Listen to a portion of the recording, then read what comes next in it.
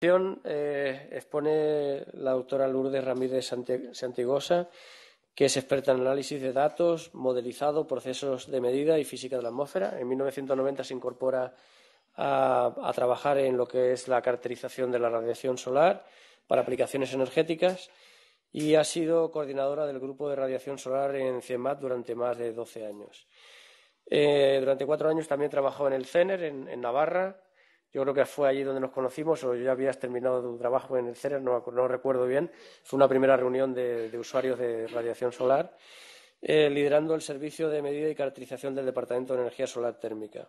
A lo largo de su carrera ha participado en más de 30 proyectos relacionados con la energía solar en temas como modelización de la radiación solar a partir de imágenes de satélite, selección de emplazamientos de plantas solares, estudios de potencial de energía solar, ensayo de componentes y sistemas solares, calibración de sensores, generación de series para la simulación de sistemas o caracterización espaciotemporal de la radiación solar. O sea que ha cubierto prácticamente todos los campos relacionados con la radiación solar. Ha publicado más de 30 artículos originales de investigación, varios libros y monografías, así como 60 participaciones en conferencias internacionales. Bueno, supongo que aparte de la legislación actual, que no favorece mucho la utilización de energía solar, energías renovables, las emisiones de polvo del Sáhara suponen un problema para la obtención de radiación solar. Sin más, te dejo.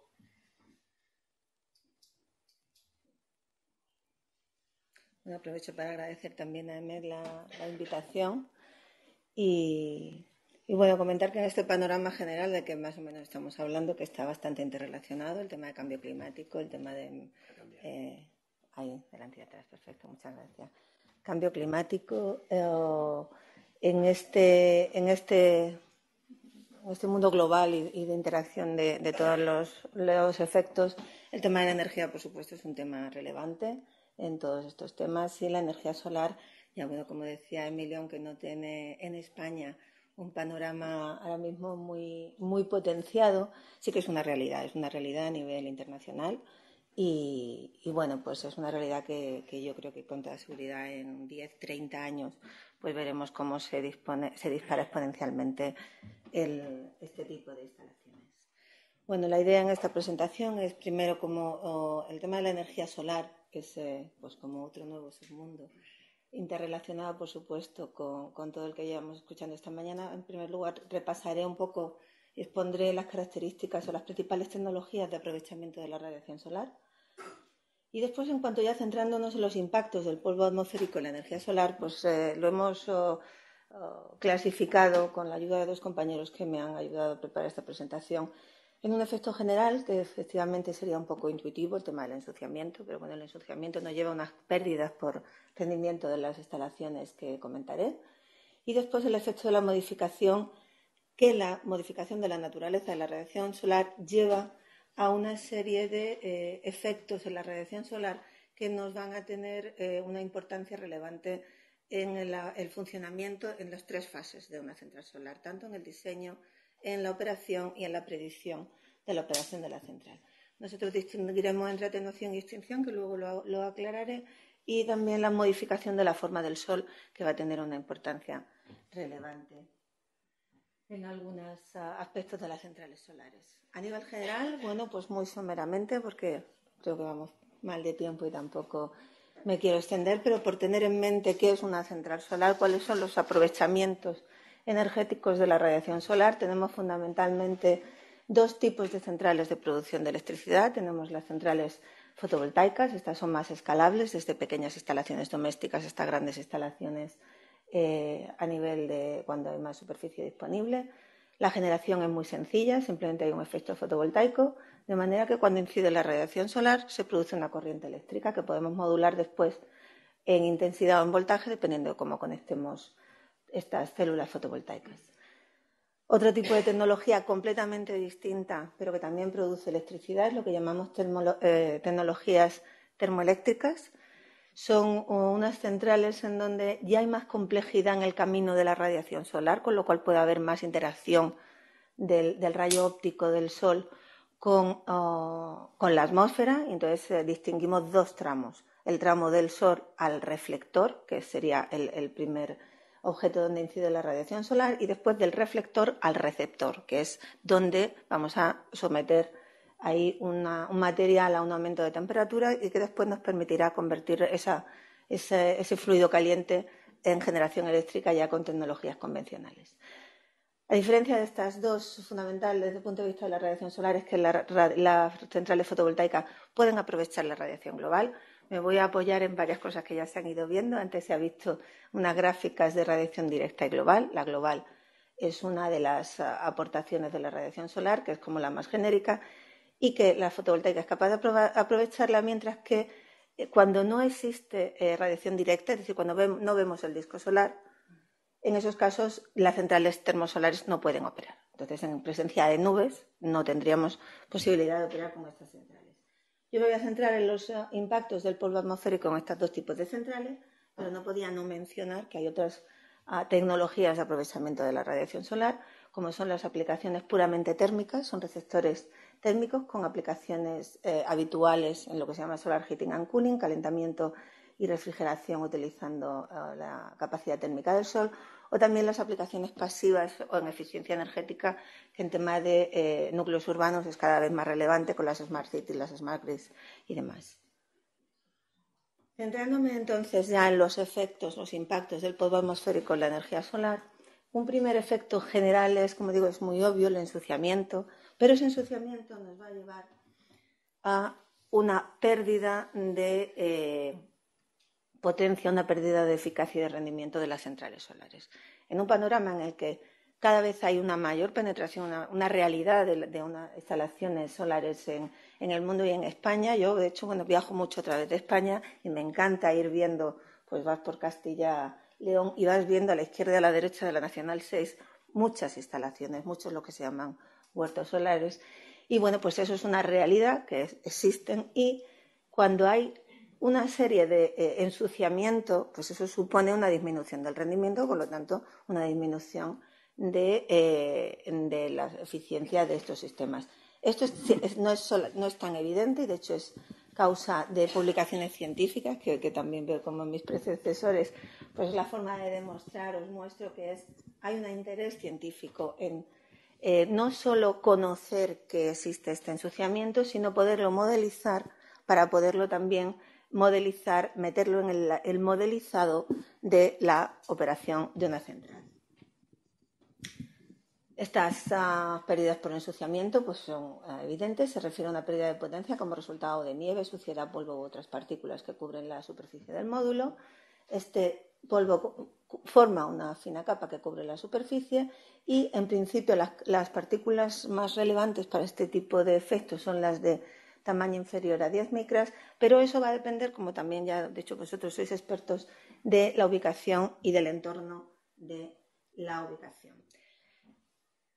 También hay efectos ya que están más caracterizando el efecto de los distintos sombreamientos y se clasifica como un sombreamiento suave del módulo, como la contaminación del aire, que es más importante cuando estas instalaciones están en un entorno urbano, o un sombreamiento intenso ya cuando hay más materia sólida como acumulación de polvo. En un caso, en el suave, lo que se produce es una disminución. Esta curva es una curva típica de eficiencia o de funcionamiento de una célula fotovoltaica, intensidad en el eje de las Y y voltaje en el de las X, y vemos como en el caso de la izquierda hay una disminución de la intensidad del funcionamiento de la célula en el caso del sombreamiento ligero, mientras que cuando hay un sombreamiento más debido a polvo hay una disminución del voltaje producido por la célula. En cuanto a centrales termosolares, vemos que también vamos a tener una importancia del impacto por ensuciamiento. Entonces, hay también estudios importantes y actuales que nos hablan de ese ensuciamiento y su impacto en las centrales termosolares, pero aquí el impacto, más que en cuanto al bloqueo de la radiación solar recibida, se refiere a la disminución de la reflectividad de ese reflector, que es el primer receptor de la radiación solar. Entonces, esto es un ejemplo de una publicación en la que se muestra el distinto. En el eje de las Y veríamos la reflectividad, mientras que en el eje de las X vemos distintas muestras que han estado ensayándose sin limpieza durante el mes de junio en Marruecos, y vemos que hay una dependencia en el ensuciamiento, además del polvo, del material y de la inclinación en la que se encuentre esa muestra. Con lo cual va a haber una dependencia y hay que conocer a la hora de poder estudiar todas esas interacciones, no solo las causas exógenas a la planta solar, como su propia naturaleza y las propias características de sus componentes. En cuanto al efecto más o menos evidente del polvo atmosférico,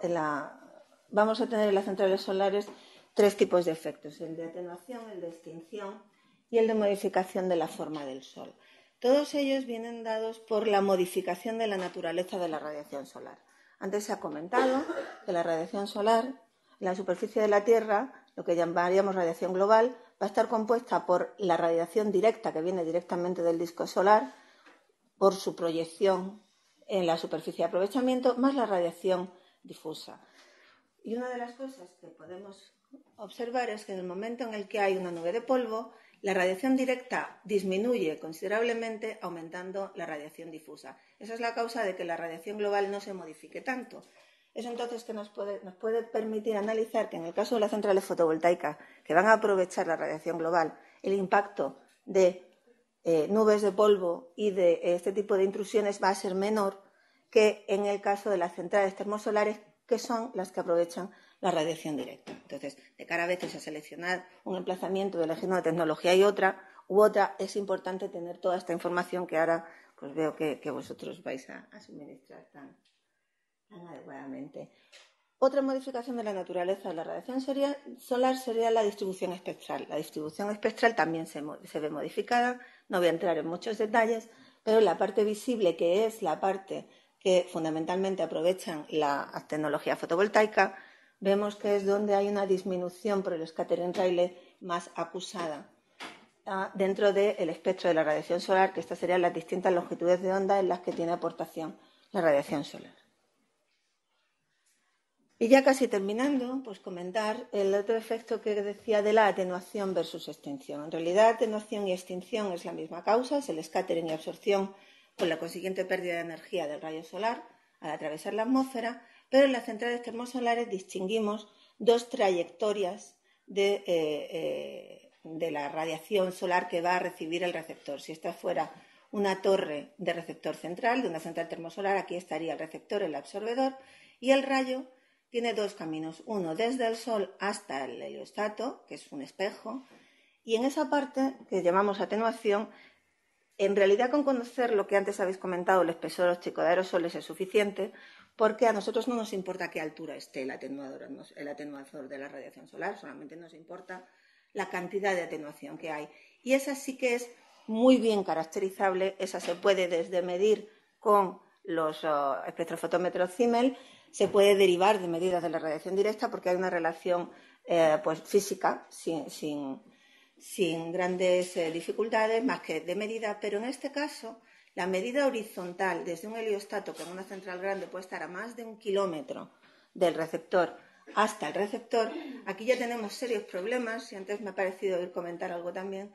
y efectivamente hay medidas de visibilidad, pero hay medidas que no nos valen para todo el ancho espectral de la radiación directa, y por lo tanto una de las áreas de investigación actuales en centrales termosolares es cómo medir fiablemente esta atenuación en superficie. Llamamos entonces atenuación debida a que el camino óptico a la radiación a la pérdida desde la producción de la radiación solar en el Sol hasta la llegada a la superficie. En este caso, el camino óptico es muy grande, se manifiesta con el corrimiento al rojo al atardecer y al amanecer, y es debida fundamentalmente a una dispersión Rayleigh, mientras que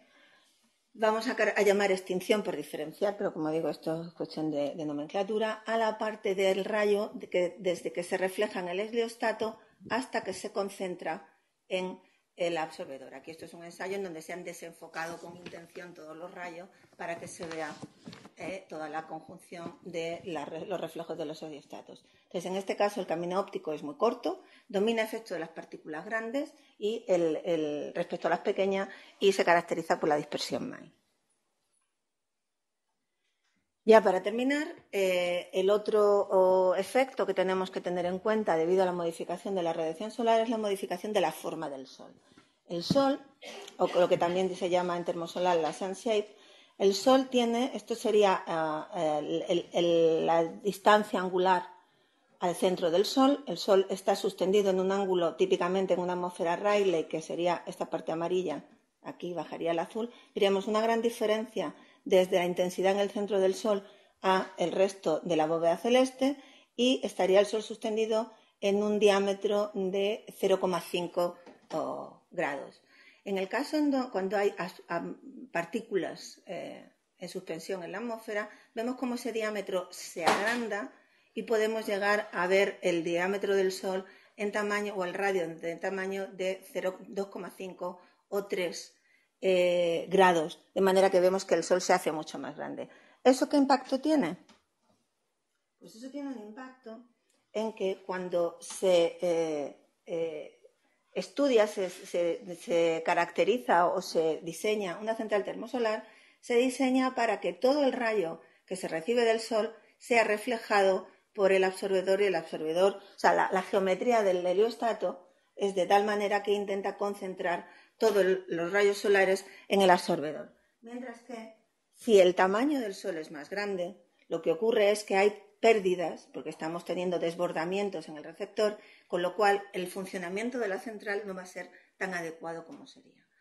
Yo ya simplemente, casi para terminar, porque ya es la última transparencia, quería remarcar la importancia del conocimiento del polvo atmosférico en particular y los aerosoles en general a la hora en cada una de las 3 fases de una central solar. A la hora de seleccionar el emplazamiento, porque nos ayuda a seleccionar la tecnología, como he dicho, hay una dependencia de si es un emplazamiento con mucha polvo atmosférico, a lo mejor deberíamos de decantarnos por una tecnología más adecuada. A la hora de hacer el dimensionado del punto de potencia de una central, para que vayamos a saber si va a trabajar siempre a ese punto de potencia óptimo. A la hora de la operación de la planta también es importante, porque vamos a tener pérdidas, y si no hemos sido capaces de analizar qué han sido debidas a esas intrusiones de polvo, pues vamos a no saber por qué tenemos una pérdida del rendimiento de la planta.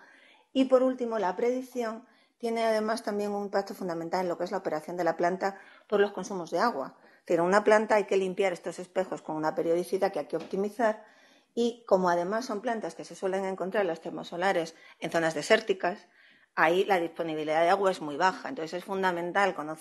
optimizar la periodicidad de estos fenómenos para poder minimizar el consumo de agua, que ahora mismo es uno de los fundamentales en estas centrales, que ya hasta refrigeran por aire. El consumo de agua es fundamentalmente para el tema de la limpieza de heliostatos. Entonces,